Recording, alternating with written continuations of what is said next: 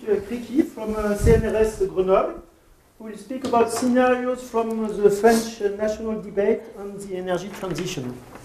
Please. Well, thank you very much. I'm afraid my somewhat 40 slides will not be as convincing than the 40 minutes of Yves Brochet before. This is another style, but in any case, the slides will be given, so you will have some materials. Maybe at some point I will accelerate on some slides. But before, so I'll try to introduce to the jungle of the French energy scenarios and try to present two experiences that took place in 2013. One in the national debate on energy transition. I will present the work on scenarios there. And also a second experience, maybe I will be shorter on that, on the work we have performed in the ANCRE. ANCRE stands for the Alliance Nationale pour de Coordination de la Recherche pour l'Énergie. So this is some kind of national alliance on research for energy with all the main research establishments that are cooperating in this approach. And there also we developed scenarios that I will present. But before that, and as Céline Guivarch is not there, I will provide some preliminary elements, some kind of prelude to the French scenarios, in order to put the national experiments in a broader perspective, also maybe in a broader disciplinary perspective. And I will conclude with a project that is currently ongoing at the international level, which is called Deep Decarbonization Pathways.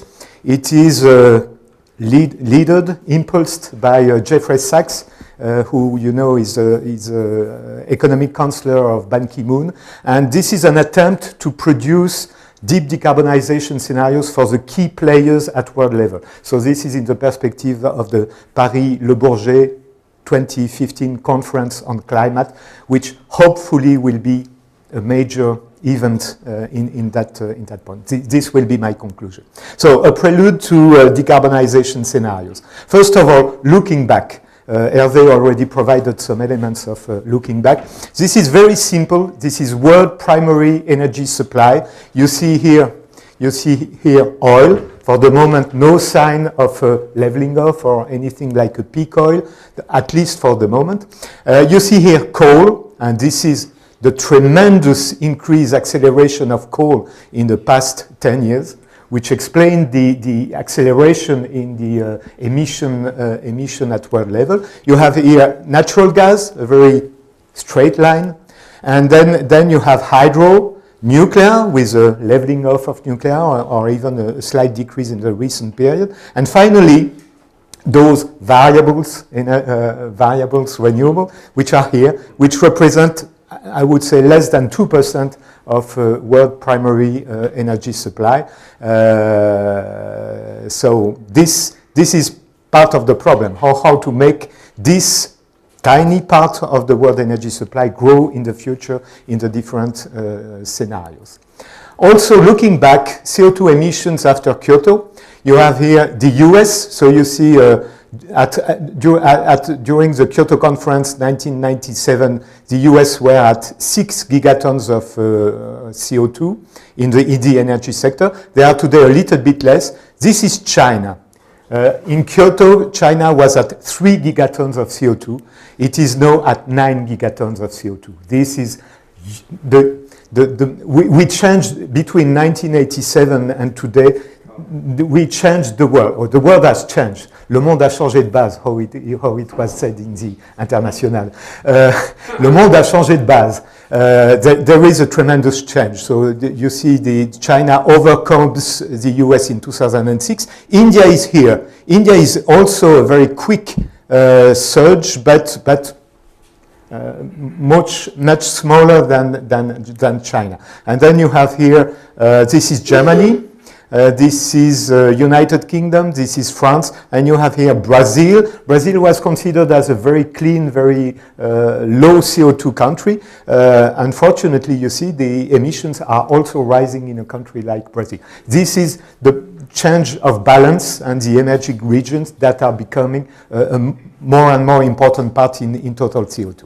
This is the first type of scenario thinking, looking forward, using the shell mountains and oceans scenarios. Mountains means the hierarchical energy system, integrated hierarchical energy system view, and the ocean scenario is more the decentralized view of the future energy system. But what is more important here is the gap between the product or the results of exploratory scenarios, which are highly plausible but unsustainable, and the normative scenarios, particularly from the perspective of climate change and the reduction in emissions, which are theoretically feasible but seemingly implausible. And I think that what we will be living in the next years, in the next decades, will be how to manage this gap between what is plausible and what is desirable. A way to put this is to have we use the modeling system in our laboratory. We have the POLS model. We can produce business as usual scenarios. Population is multiplied by 1.5 between 2000 and 2050. The gross world product is multiplied by 4. Total primary energy supply by 2, which means that there is already quite a lot of energy efficiency gain, at least reductions in the energy intensity of GDP. Oil and gas are leveling off. This is a plateau, not a peak, but this is a plateau. And the result of these scenarios is the comeback of coal, which is indeed what will happen if there are no strong climate policies at world level. And this is what would be a more responsible climate policy, consistent with the 2-degree targets. It means lower total energy demand. This is world level, of course. A balanced energy supply. So you see this is extraordinarily balanced. There are economic reasons to that. The fact that the cost-effective solutions are often solutions that take the best of the different options. And so they are more diversified than too concentrated solution. And it implies also, in order to halve the emissions in 2050, quite a lot of carbon capture and sequestration. So this is a possible image. This is maybe a desirable future, but you can see the gap and what has to be achieved at world level. Just a very short point on integrated assessment models, because Céline is not there. This is just to indicate some projects that allow to make different economic integrated assessment models work together in order to explore the energy future and the total emissions. This is in the FP7 Ampere project. So there is a group of 20 European and even more international models that are used in order to simulate scenarios. And this is how we use these scenarios. What is important, and I think this is an issue of discussion here, what is important is that in all these models, these are economic models of very different types. Some are simulation, others are optimization, bottom-up, top-down, hybrid, and so on and so on. But the common characteristic is that it is largely price-driven. And this is why they are economic models. And this, I think, is an important issue to be discussed here. And an example of that is that these models are used a little bit similarly as the climate models are used in IPCC in order to simulate different scenarios and compare the results. There we simulate different scenarios from the perspective of the carbon price, introducing different schemes and different levels of carbon price, and looking at the results of the model and trying to understand why the results are different. And I think, as far as economic models are concerned, at least, we learn much more from the differences in the results of the models than we learn from taking one model and trying to have the one model and the one set of results. This is an introduction to the different types of scenarios that can be conceived at the international level. This is taken from the summary for policymakers of IPCC AR4, not 5, but 4. And I keep it because I think it is very useful. I transformed a table into a diagram which relates the expected temperature increase as a function of the emissions in 2050 compared to 2000. And you see that there is some kind of straight relation. And you see that, well, if we double the emissions in 2050 compared to 2000, then we may expect 6 degrees in the very long term, not by the end of the century, but in the very long term. If we increase by 50%, we may be in the 4 degrees range. And if we want to stick to this less than 2 degree increase, then we have to reduce emission by 50%. This leads directly to this idea that world emissions should be halved in 2050 in order to keep the 2 degrees. And what are the socio-economic scenarios that can be developed on that? The baseline, as you have seen, the baseline leads to a doubling in emissions and hence to a 6 degree increase. Some kind of intermediary scenarios, muddling through means that the government they are acting for the climate, but not in a very strong way and not in an internationally coordinated way. Then you see that in that case we have a 4 degree increase. This is more or less the trajectory we are in. If Europe acts alone, on the whole it doesn't change nothing for the climate. Okay, it may change for the negotiation, but it doesn't change almost nothing for the climate. And only the so-called global regime, that is an international agreement, strong and coordinated, can lead to the 2 degree target. Last information on that, what is the price of carbon? The price of carbon may be a tax. It may be the price of a credit or on an emission trading system, but in the integrated assessment model, the price of carbon should be understood as a proxy variable for the intensity of the climate policies. The proxy variable for the intensity. Some kind of yardstick in order to measure the difficulty of reaching the target. So in the baseline, the price of carbon is 0, no climate policy. In the intermediate scenarios, about 40 euros per ton of CO2 already gives some results because we are in the low side of the marginal abatement cost curves, for those who know this economist concept. And in the global regime, we have something like 400 euros per ton of CO2, which is quite a lot. I was discussing this issue yesterday at dinner. This is 1 euro per liter of gasoline. So one can consider this is huge. One can consider this is not that much, doubling the price, doubling the price of gasoline in 2050. This is not right now. This is only in 2050. So this gives you an idea of the intensity of the policies and of the signals that have to be introduced in the system in order to get the result. I conclude the prelude with some elements of philosophical background, because I think it is important that in that discussion we have some ideas on the science and policy nexus. And I build on a very interesting paper by Ottmar Edenhofer and I don't know the first name of Kovacs, but you know that Ottmar Edenhofer is chair of working group 3 of the IPCC. So he is a man who is quite well collocated to think of and express his views on the science and policy nexus. I transform a little bit his proposal because he identifies 3 models and I add a 4th model. So one model is a so-called positivist scientist. Facts are facts and there is one best solution for any problem. Scientists are best collocated for taking the right decisions. To some extent, it might be connected to Hans Jonas' principle of responsibility and some kind of government by the scientist. In economics, the William Nordhaus approach with intertemporal cost-benefit analysis to some extent is also, well, the economics govern, or the economics give the right solution. The positive decisionist solution is different. There is one best solution, but in everyday's life, policymakers are muddling through. They are doing what they can. while arbitraging between scientific statements, industry's short-term interest, and social acceptability constraints. So this is maybe the dominant situation currently.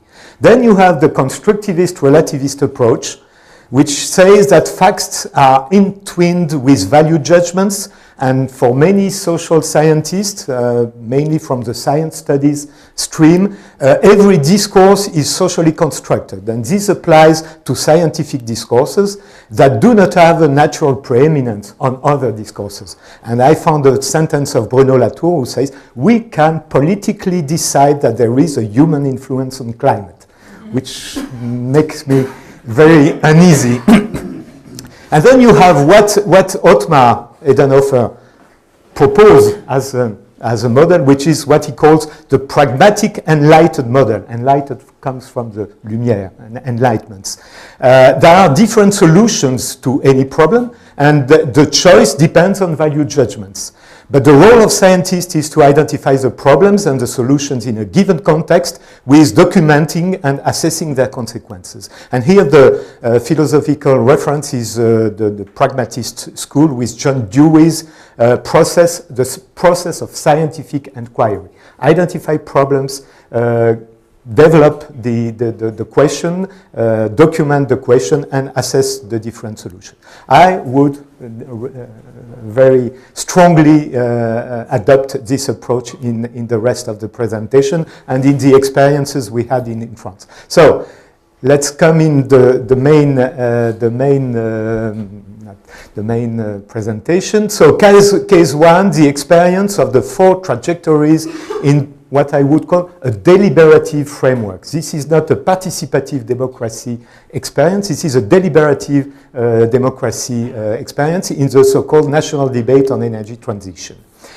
So this step in French energy policy was started in the first half of 2013, and there is a new law expected on the energy and climate policy for the mid of 2014, a deliberative process with a coordination committee of, I don't remember, I think seven members, a national council with a representation of the key stakeholders in societies, 7 times 16 members from NGOs, trade unions, business, members of parliaments, mayors, and so on. There are 7 groups of 16 members. Then there were a group of 14 experts in charge of producing relevant and validated analytical materials. Some experts are in the room. I was working on scenarios in these groups. And finally, there was also a citizen and an industry group. This is the jungle. When we try to, in the scenario group, when we try to identify what are the different scenarios that are available, because we were not in charge of developing scenarios, we were in charge of documenting and analyzing the existing scenarios. And so we have taken 16 pre-existing scenarios with a very wide range of energy futures, and this is an example with a total electricity consumption for 450 terawatt hours to 280s and 820 in 2050. So you see the huge gap in the scenarios. And the main goal of the scenario working groups and of the experts has been to first identify a limited number of structural trajectories, which means turning the jungle into a French garden to some extent. I will show you the French garden. And second, evaluate them in a multi-criteria approach. And I will say the difficulties we had in this part of the work. So the French garden is, we start from the business as usual, then we can decide either to continue and be on the BAU, or to engage in the transition process, first stage. Second stage, and this appeared to be a crucial moment in the process, where there has been this distinction between the scenarios which involved a very low demand and scenarios with only a low demand. A low demand is already minus 20% in 2050. But these scenarios were minus 50% final energy demand, final energy demand in 2050. Second stage, crucial one, because it was really a dividing line between different scenarios. Then we had a hypothesis on the energy mix, In this line, transition, very low demand, and priority to renewable energy. This is more or less scenarios that go out of nuclear. Yeah. And so this based mostly on renewable energy. Here, scenarios with diversification of the energy mix, and particularly the electricity mix. And also on that line, you have transition, low demand, and priority to electricity and nuclear energy here, a high share of nuclear energy, and here also diversification. And then we try to organize the different scenarios into 4 generic families: sobriety, efficiency, diversity, decarbonization. And it was indeed quite a powerful way to organize the scenarios with here, for instance, for sobriety, we have the representative scenario, the negawatt scenario, the Greenpeace, World Wildlife Foundation, Global Chance. In the efficiency, the representative one was a scenario by ADEME, GRD, gas networks from France, the Ancre sobriety scenario, the Ensilocarb. Diversity, the Ancre scenario, which I will present later, was a representative one, and decarbonization by electricity was a negative scenario, which will be presented this afternoon. So this was a way to organize and to reduce the confusion, I would say, and to allow for comparisons of the different scenarios. For the moment, but this is maybe I should skip this. For the moment, there has been further studies on these 2 scenarios, efficiency and diversity, but I think that recently the scope has been enlarged to the other 4 scenarios. Well, some key aspects. The 2 commitments or policy targets are structuring the different trajectories. The factor 4 in emissions. This is maybe one point in French energy policy that is, I would have said not at all. Not at all is not exactly, not that much criticized. This is a factor 4 ID. You know, this was introduced first by Dominique Dron when she was the head of the Mission Interministérielle Effet de Serre in 2003, and she introduced this idea of reducing the emission. Then it was translated into the law in 2005. And we have a second target, which is the more recent one, the reduction in the share of nuclear energy to 50% by 2050, target set by President François Hollande. So these are 2 structuring targets. Only the decarbonization by electricity scenario doesn't meet the second target, because it is strongly based on electricity and nuclear. And all scenarios meet the factor 4 in emissions. This is exactly the evolution. Just to be noted, the fact that in France, emissions already were reduced by 30% compared to 1973. Mostly due to the nuclear program. It was 544 million tons of CO2 in 73. Well, very quickly now, because you have the key elements, the divergence between the 4 families of scenarios, those with 50% reduction in demand and those with only 20% or even maybe a little bit less. The share of the dynamics of electricity are also very different. This is a so-called decarbonization scenario. This is a diversity. This is the efficiency, and this is a sobriety scenario. So you see, we keep some important differences. And then, of course, the structure of the power generation mix. This is decarbonization, diversity, which goes down 50% and then keeps the 50% share for nuclear. Then you have the efficiency with a lower level of nuclear, about 25%, and the sobriety, which is a scenario of phase out of nuclear power plants in France by 2040, when all the the power plants built in the late 70s and early 80s retire from production. And of course, you have the symmetric image for the share of renewable. This is a share of renewable in electricity for the sobriety, efficiency, diversity, and decarbonization. This was the first stage, and I would say we were fairly happy with our results in the first stage. But then things turned more difficult, because this was the stage of assessment. And the framework that was provided by the Conseil National, the National Council, was to have 12 criteria. I will give them quickly because they are in French here and hardly visible. Price and cost of energy, investment, employment, safety, supply security, resources and environment, health and accidents, climate change, international targets of France, resilience and robustness of the electricity system, social cohesion, territorial autonomy, and finally macroeconomic and technological feasibility. And at one point in the debate, one representative of the council told us, well, very good, you have the scenarios here, the 4 columns, and then you just have to give us your quotations of the different scenarios according to the 12 criteria, and then we will choose, we will decide. And this was really a very difficult moment to live, because we knew that it would be very difficult to precisely quantify the impacts of the different scenarios. And indeed, we focused on the fact that the role of the experts was in no way to express their preference, and even less to choose one of the 4 trajectories. Even a qualitative multi-criteria analysis was impossible to perform.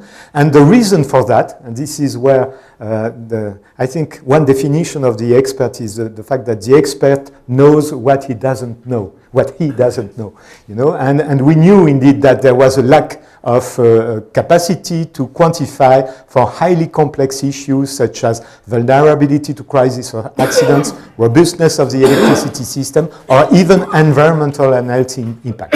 However, we succeeded in having some quantification of and comparison of the scenarios. This is, for instance, an attempt to quantify the investment needed for the retrofitting of buildings, thermal retrofitting of buildings in the residential and tertiary sector, and we try to connect the performance in terms of energy reduction, energy consumption reduction in the building sector, and connect that with assessment of the investment which was necessary. Also,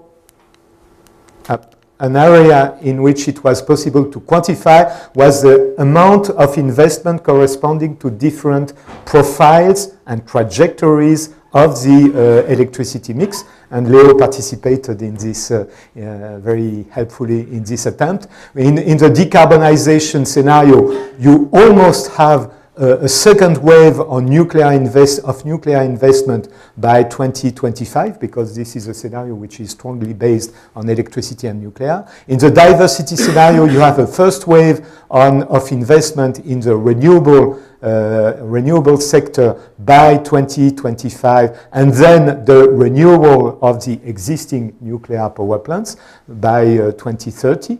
In the effectiveness scenarios, you have almost an investment in variable renewables, only a limited replacement of power plants by the end of the period. And in the sobriety scenario, this was something that appeared from the hypothesis, the necessity to have a very strong peak in investment above the 30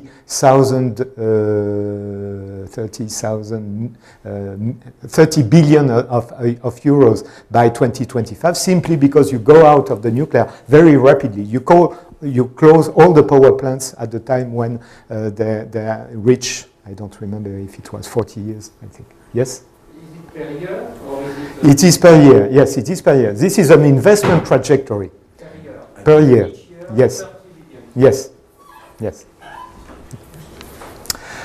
Well, then we enter in the still more difficult issue, which is how to have a macroeconomic evaluation, and in particular in terms of employment, because of course this is considered as a major issue. I keep this presentation, this analysis of this is for the sobriety scenario, and I keep this to show the relative weight of direct and indirect employment effects with the induced effect. So direct is in the energy sector. Indirect is for the suppliers of the energy sector. And induced employment is when taking into account the macroeconomic feedbacks, the impacts in terms of energy price, energy cost, energy price, reduction of the external dependence or the the energy bill from the country, but also it should take into account the impacts in terms of competitiveness. And what is noticeable is the fact that, well, in the sobriety scenario, you have more employment in the thermal retrofitting of buildings, but you build less new buildings, so you have a slightly positive impact. In the transport sector, you have negative impacts in road transport, positive in public transport, and then you have renewable energy, positive impacts, and negative impacts in the other energy. What are the figures? This is in thousand employment in 2030, okay, for each date. What is important is the difference between the net effect, 600 here, and the induced effect, that is taking into account the macroeconomic feedbacks. You see that the difference is 100. That is, 100 is for direct and indirect. This is just to illustrate the importance of the induced impacts and the difficulties. We know that there are quite difficulties in using macroeconomic models. There are good macroeconomic models that has been used for trying to assess that, but one can know that their results are highly dependent on some key hypotheses you do. For instance, how is the investment financed? This is a key aspect. Is this taken from the households and the enterprises budget, or is it financed by credit? And in that case, what type of credit? Maybe this issue will be touched later, or not maybe, but surely this issue will be touched later. So this is just to signal the importance of induced effect and the fact that the results of the macroeconomic models are still to be analyzed and developed and so on. And finally, kind of impacts on the environment that were possible to produce, the impacts in terms of surface that is not used, not consumed, but impacted by the development of the different sources of energy. Not surprisingly, you will see that the surface is more important in the scenarios with high renewable contribution. But this is impacted. This is not, you can still use these surfaces.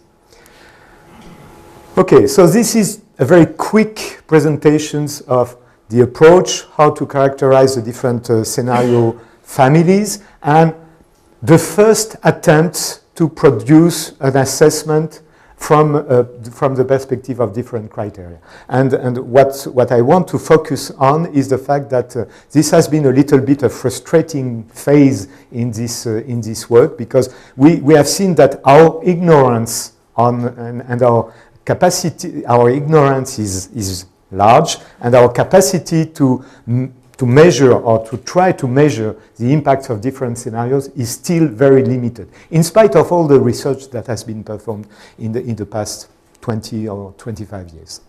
So, lessons from this scenario comparison exercise. Each submitted scenarios indeed reflects some kind of a worldview that is indeed loaded with value judgment, but the common reporting templates we have introduced in order to allow for the comparison was a very positive aspect, and it allowed indeed to identify the 4 trajectories and provided a consistent basis for the comparison. Also incomplete, the multi-criteria assessment approach enabled some discussion in the Conseil National Council for the debate, because it was clear that at least people disagreed, but they knew on what they disagreed. Okay, the images were quite clear on what were really the divides between the different scenarios, and different stakeholder categories had the opportunity to clearly identify hypothesis and outcome.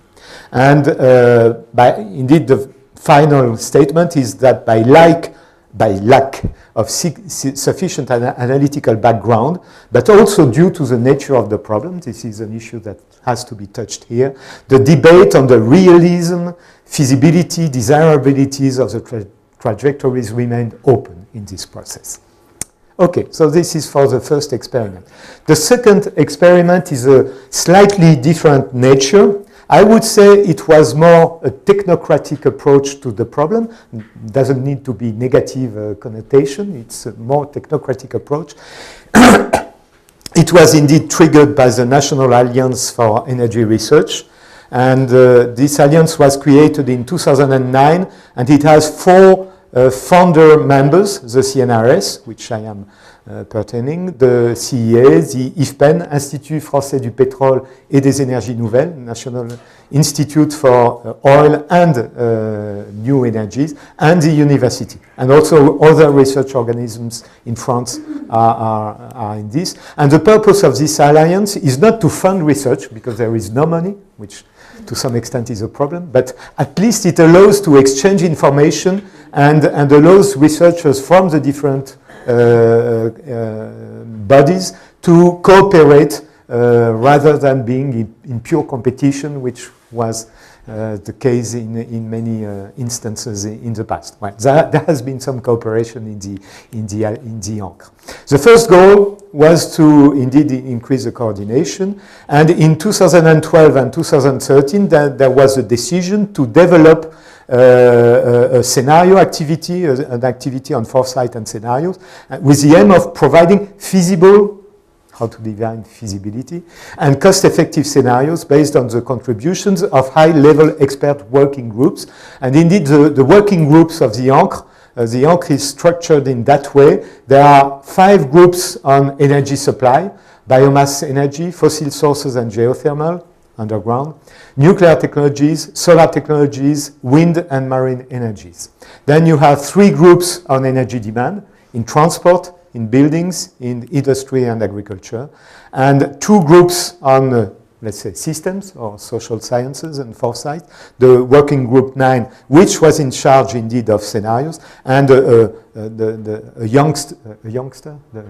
youngest group, which is working group 10 on networks and storage, which is considered indeed as a key issue.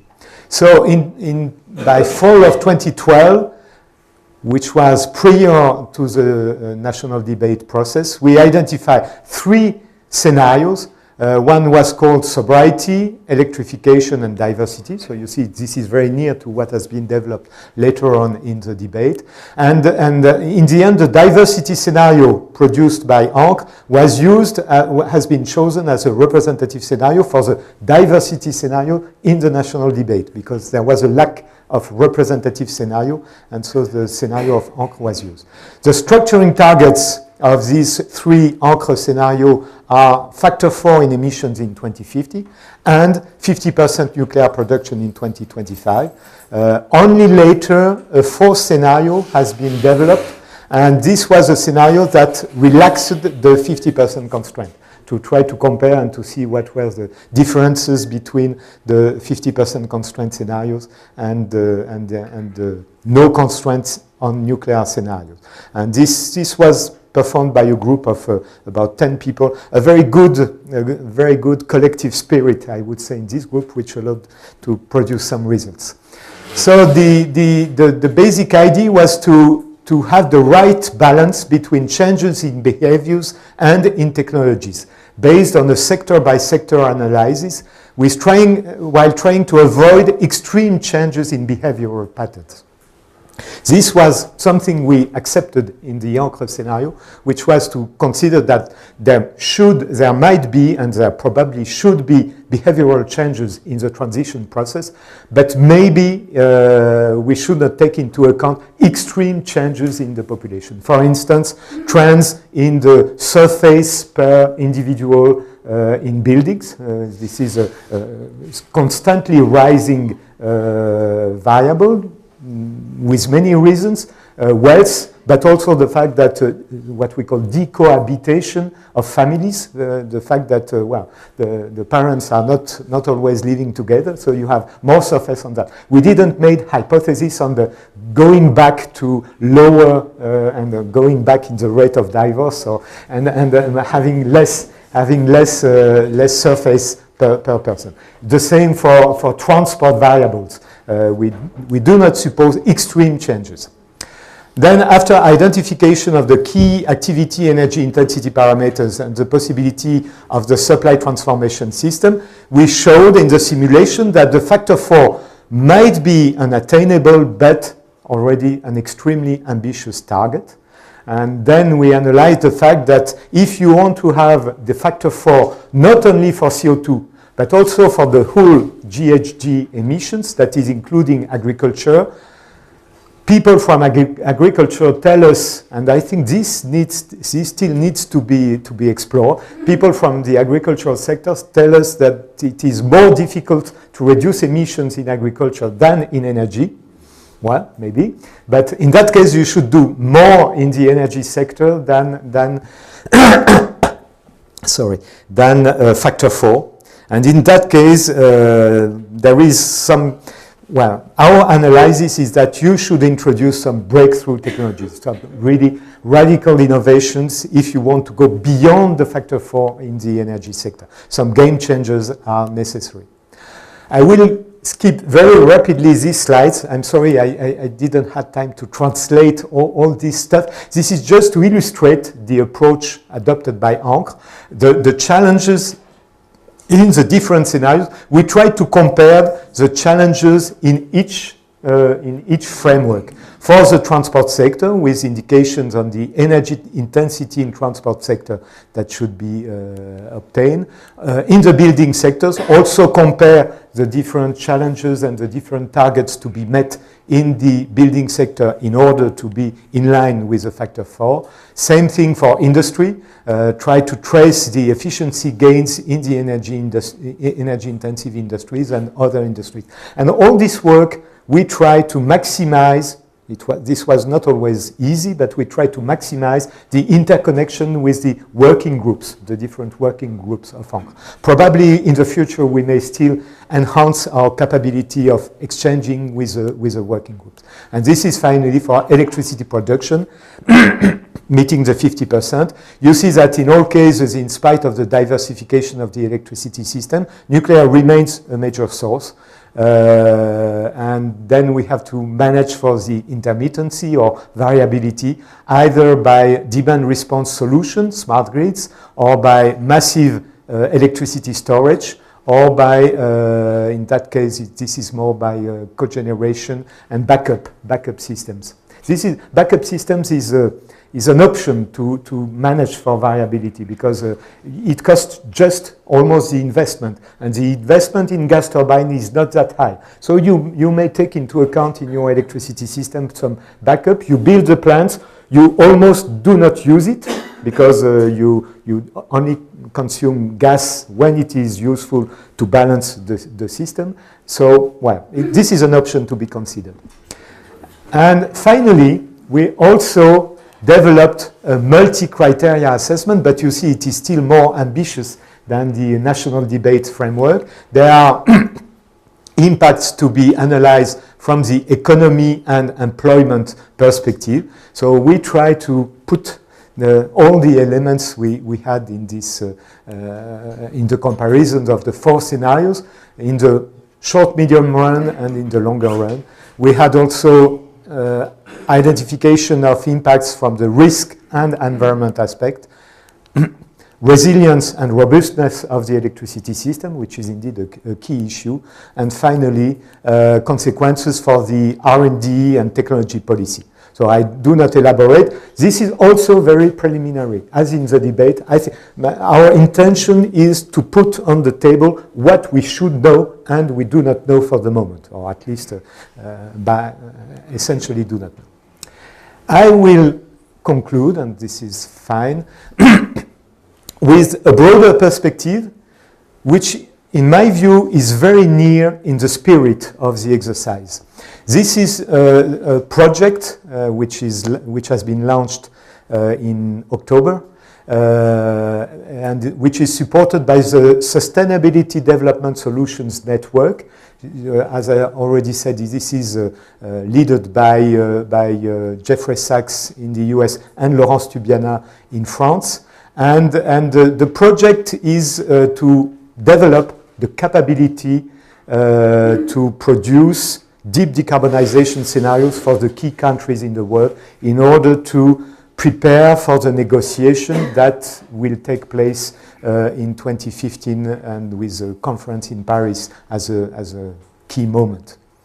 So just some, this is directly taken from the Deep Decarbonization Pathway Project. There are 31 leading research institutions from 12 countries covering more than 70% of global emissions. And the project aims to prepare transparent national deep decarbonization pathway to 2050.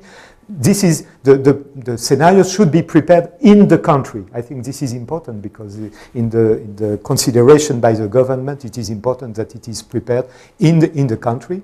Then this is done to support a positive outcome of the UNFCCC international climate negotiation, and it should allow to review aggregate global emission reduction pathways as they are prepared in assessment report number 5 of IPCC.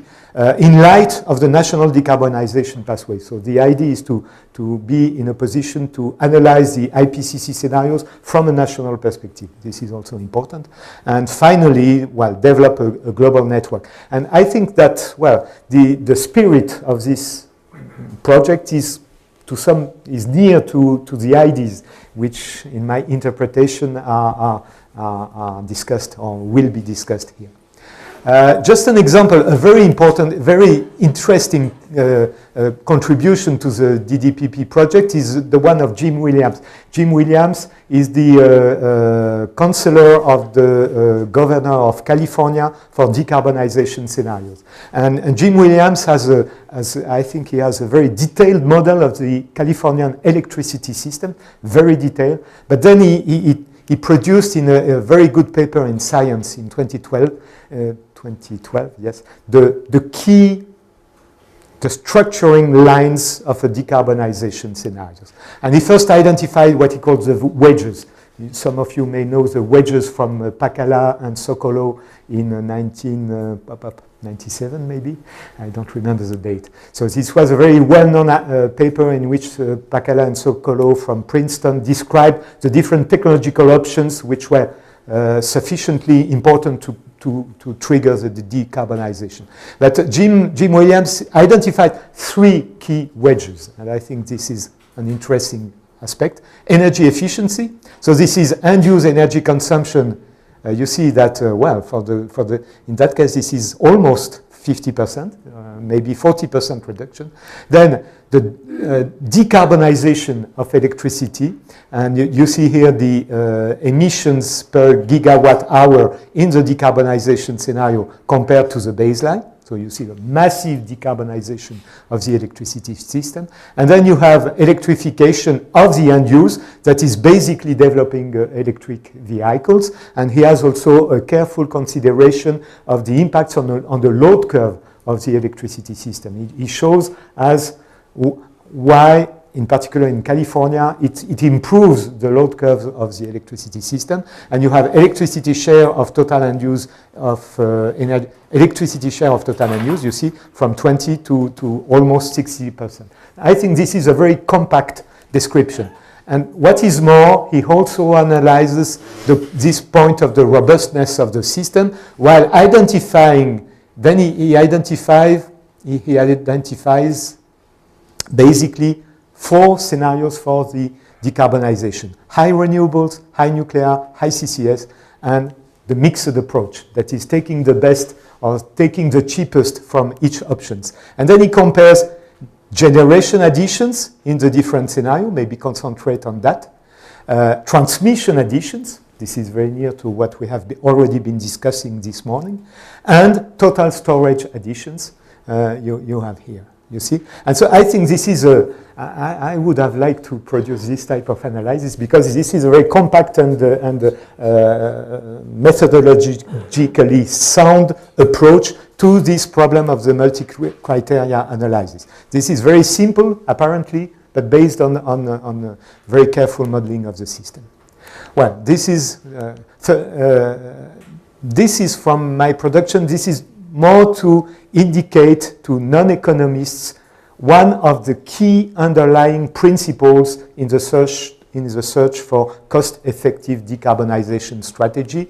This is this idea that when you have different technological options or different sectors or different countries, then each option can be characterized by a marginal abatement cost curves, which means the more you want to reduce the emission and the more you will have to engage high cost, and the higher the cost you will have to engage.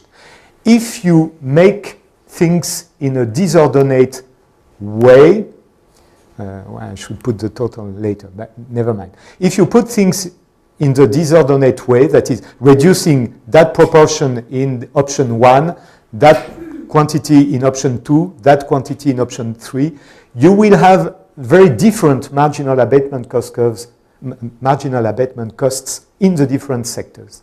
And from basic economic analysis, this is not good. Because here you are doing very expensive things while you could do much cheaper things here. Okay?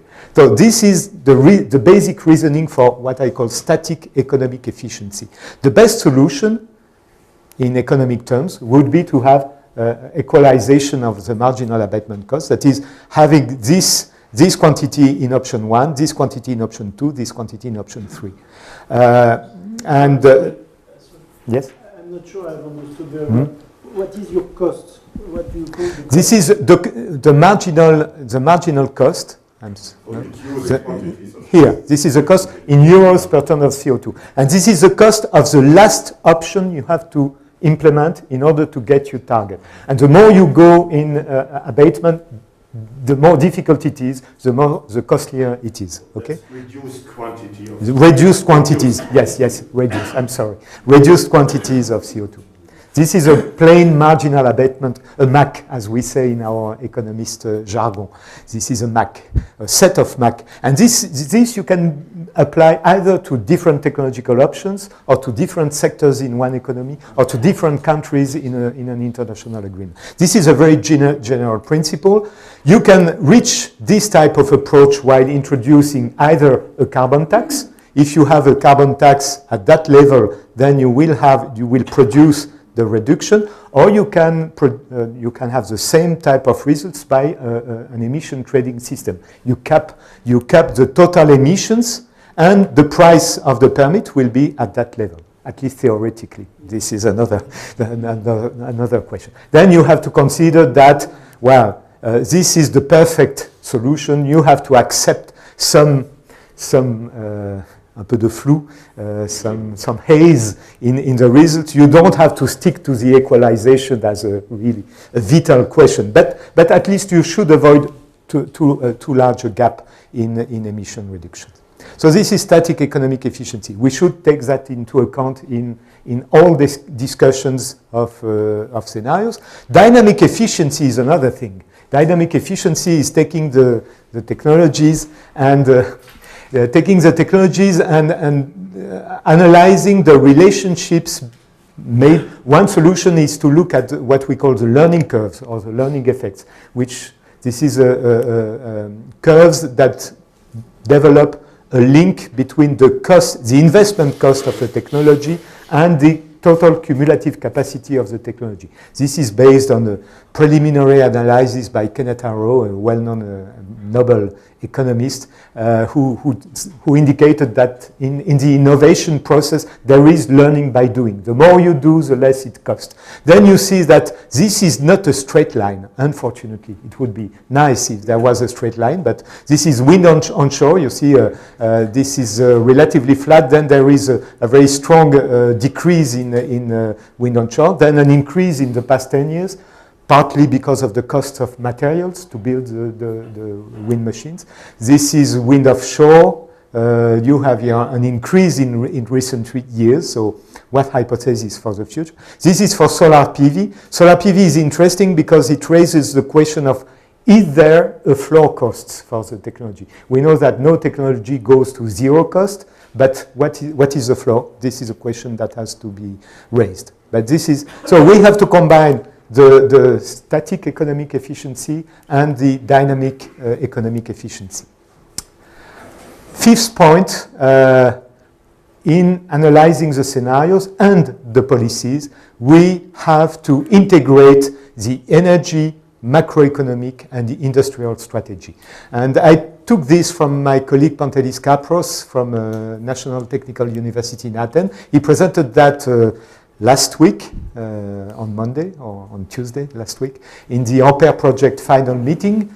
And he has a very good, I think he has a very well-structured reasoning on this issue. He says that the European Union's decarbonization strategies require strong 2030 targets. Carbon-free electricity, energy efficiency, and transport electrification are critical for decarbonization of the EU energy system. This is completely independent of Jim Williams' work, but fully fitted with Jim Williams' work. And here he has the cost with full technology availability, a higher cost with nuclear phase-out and no carbon capture and sequestration, and a wider range of costs still for no transport electrification. Then he indicates that climate policies create opportunities for some European sectors and challenges for the others.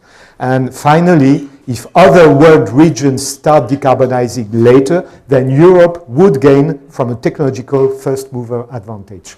And he has even a more detailed discourse on that, saying that Europe should take advantage of the size of its market to develop the industries of the decarbonized system. And it should use this significant, the largest world market, in order to build the industries and be prepared if the other world regions start decarbonizing later. Which means that even Europe may have an interest to start earlier than the other regions, if the other don't want to start.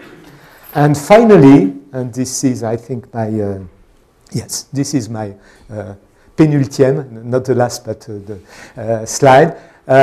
This is just to point the fact that I think that in all the multi-criteria analysis we have, I have showed, there is a clear lack of competence in our ability to analyze the impacts of different energy scenarios. And however, this is extremely strange to see that since now 24 years, 25 years, there has been a significant effort by the European Commission, DG Research, to develop the capability to assess, characterize, measure, and maybe value the impacts of different energy scenarios. This has been done largely in the beginnings in the so-called Externi project, externalities of electricity. This has been developed later on in the NEEDS project, which is a continuation of Externi. And this was a controversial, but an attempt to make objective assessment of the risks. We know that this is difficult, but I think that today we speak more of risk perception than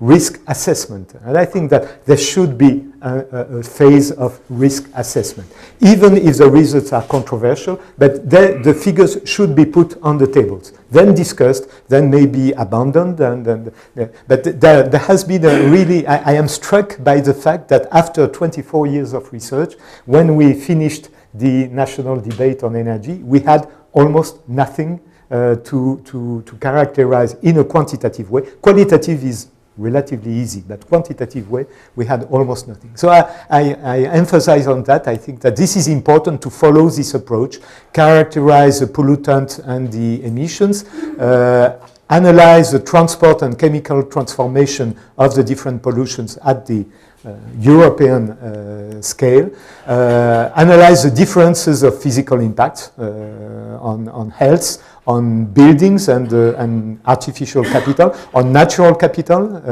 and then the question, and this is for me still an open question, should we go to the final stage, which is monetary evaluation? I am a little bit careful on that last stage, but one of my colleagues, Anil Markandia, who is one of the best experts on these issues, he says, each time we refuse to give a money value to the environment, the decision leads to an under-evaluation of the natural services or natural capital. So one has to think of that. And I conclude on this last slide, which to some extent is a research agenda. The idea is that we really need to identify the wedges for cost-effective decarbonization of energy system with consideration of the robustness of the system. This is clear. And probably these three pillars or wedges are energy sobriety and efficiency, decarbonization of electric, and I would add non-electric, because non-electric might be important. Bioenergy may play a role. Heat in different systems may have a role. So we should have a decarbonization of electricity. That's sure this is a heavy carrier of decarbonization, I would say, but we should not underestimate the other non-electric energy carriers. And then develop low carbon carriers for transport uses, electricity, hydrogen maybe in the future. Then we have to identify the pillars of a consistent macroeconomic strategy. I would say macroeconomic and industrial strategy. This is very important. So a macroeconomic framework goes to basically, and this is a robust result, any decarbonization strategy implies more investment, simply because you replace recurrent consumption of coal, oil, and gas, that is natural capital that you buy each year. You replace this by investment in energy efficiency, in windmills, in PV panels, in nuclear power plants, in carbon capture plants. So there is really a robust result is that we should be ready to invest more for the decarbonization. And then we have a constraint of economic competitiveness. We should not ignore that. Probably we cannot maximize the investment. There is some sense of an optimum, a point at which we should find the good balance between the investment in decarbonization and the impact on the household budgets and industry competitiveness. The main difficulty for macroeconomic assessment is to find and to have an idea of what is the optimal point. And then the industrial strategy combining R&D, innovation, demand pool, market consolidation at EU scale, and, if possible, developing this first mover advantage, knowing that, well, at some times the first mover advantage, the German PV industry was the first mover at one time, and today all the PV panels are from China, which is some kind of a problem. And finally, develop the methodology for the assessment of the environmental impacts of the different scenarios. Accidents, health hazards, air quality, land, water, biodiversity. I think this agenda is a fairly general one. We find elements of that in the deep decarbonization project. Also, the deep decarbonization project insists on the energy sector approach. And this is also maybe what is focused here. And I think that any improvement in our ability to characterize the different scenarios, assess the different scenarios in their feasibility dimension, economic dimension, can contribute to the sound development or to the development of sound decarbonization policies. Thank you very much.